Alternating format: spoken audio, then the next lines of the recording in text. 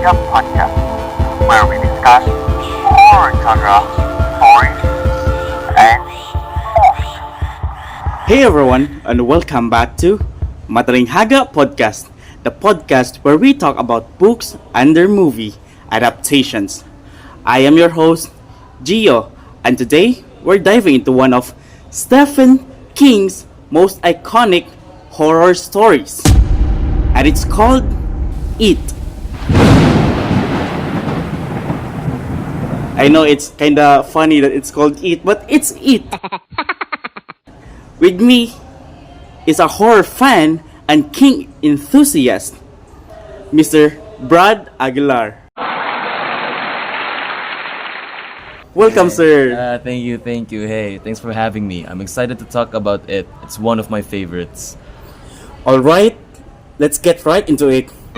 For those who don't know, It is a massive novel, right, sir? Yes, it is a massive novel. Very massive novel. Like over 1,000 pages, and there have been two main adaptations. In 1990, it's a mini-series, and in the more recent movies from 2017 and in 2019. So, how close do you think the movie stayed to the book? I'll give them the credit that the movies were actually fun. The director Andy Muschietti and the cast, they actually did a decent job, especially with the 2017 chapter 1, where it focused on the kids like for the first half of the book. It really captured the spirit of their friendship and fear, like how they went together and found mysteries throughout the movie, the books. But considering that, the movie still had some big changes. So, what changes, sir? Well, for starters, the timeline. The book switches between the 1950s and the 1980s, whereas the movie, the movie updated it, and the kids are in the 80s and the adults are in present days. It works for a modern audience, but for some people who really love the book or want to feel that nostalgic feeling, it's definitely away from the book. I see. So like the timeline is not the same. Yes, like in the it's book. definitely Okay, so not the same. next question, Mr. Aguilar. So what about the characters, sir? Did they get them right? Oh yes, the characters, the kids, it was such a good portrayal. The Losers Club, which are the group of children in the cast or in the movie, did really well. It was actually very good, especially Richie, who was played by Finn Wolfhard. He nailed the humor, like great humor, and the stutter from Bill, Beverly struggles as well. The cast handled it really well. They acted like they were actually in the book, but the movie kind of flattened some of the backstories of these characters. So, in what way they are flattened, sir? When we say about flattened, when we see in the book, each kid faces fear in a really personal way, often symbolic way. The movie simplified a lot of that. Like in the book, Richie is scared of a werewolf, and it's more just creepy clowns and generic horror when it comes to the movie, which is portrayed by Pennywise. It works visually, but when you have read the book, it's not as deep as it is. So, from what I have read, basically the story is about not visual horror, but more on cosmic, Yes. Phenomenological style of horror, something like that. Yeah. So, now that I've got it, your point. So, what about Pennywise?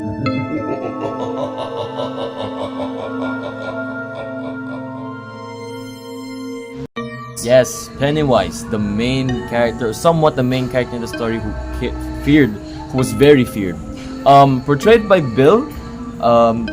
Bill really did a fantastic job. Props to that man. Really unsettling, really scary for some people, and throughout the movie, the jump scares were really, really scary. Even when I watched it with my family, they were scared. They jumped. They actually had fun. But when it comes to the book on Pennywise, the Pennywise in the book is even scarier because he's not just a clown. he's this ancient cosmic being. The book goes into weird details such as otherworldly stuff like the deadlights, a turtle, and the whole I mythology. see. The movies barely touch that, as you've seen if you So, watched it. well, we can also say that a movie is just a short, have only a short time, unlike to novels where you can have many pages or you can read have much time. Yeah. There's also budget constraint. That's Yeah. why they only put a clown on it, and Yeah, I could not the imagine entire the budget. mythology, man. So, do you think that was a good choice? Yes, because you just mentioned about the budget. I would definitely agree with that because when you try to portray the whole movie or the whole book into that movie, the budget will definitely be bigger and it would have been more complicated because the audience would have to keep track of a lot. It'd be you would have to actually read the book just to understand the whole movie. For the movie, yeah, of course, it was a good choice. But for fans of the book, or for the fans of the book, sorry, it feels like something's missing for sure. So, feels like something's missing. So, how about the ending? That's always a big deal. You know what? The ending, for me personally, the book's ending is weird for me. But the movie tried to clean it up and make it more emotional, you know. And props to the movie because it actually worked. Mostly since the public didn't really hate it or gave their negative reviews in a matter of days. But still, the book's ending had more layers. It was about memory, trauma, and growing up with those memories and trauma. The movie touches those areas, but more in a lighter and simpler way. Yeah, like it's very deep, bro. Yeah. So overall, how would you rate the adaptation? From what you have said, that it doesn't have much negative reviews or perceptions coming from the people. So how would you rate it? So overall, how I'd rate the movie? I'd say it's a strong adaptation, especially for horror. It captures the heart of the story, the friendship, the fear, and growing up, even if it trims a lot of the deeper stuff, which completely still worked and gave the whole world something to binge watch on whenever they want to binge any horror genre.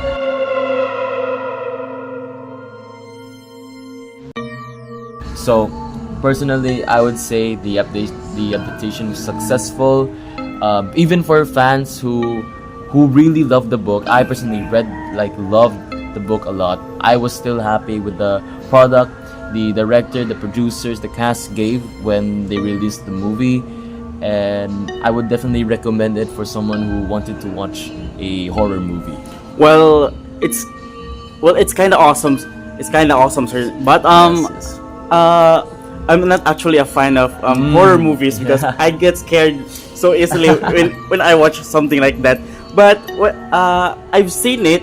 I've seen it because my Yeah. friend persuade me to do so. Oh, okay. And when we had a movie night, so it's, although I'm not a big fan of a horror genre, I like the plot of the story also. yes. So it's not like a very cringy. It's very good. So, what are your final thoughts, sir?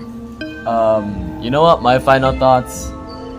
Read the book if you haven't. The book is really good. It would give you a more in-depth of what it actually is, of what Stephen, the writer, the author of the story, can actually do, can actually make with the book. And the movies, you know what? It's also a stepping stone or a great gateway into Stephen King's world, into his own imaginary world, to his brain, to how he writes or produces these types of stories. Well, just know that they're a bit more popcorn horror though than psychological horror. Well said, sir. So thanks for joining Yeah, me. no problem. Thanks for It's joining me actually here a in fun this time. podcast. MATAlinghaga podcast. Yes. So that's it for today's episode of MATAlinghaga podcast. If you enjoy this chat, don't forget to subscribe and leave a review. See you next time. Thank you. Do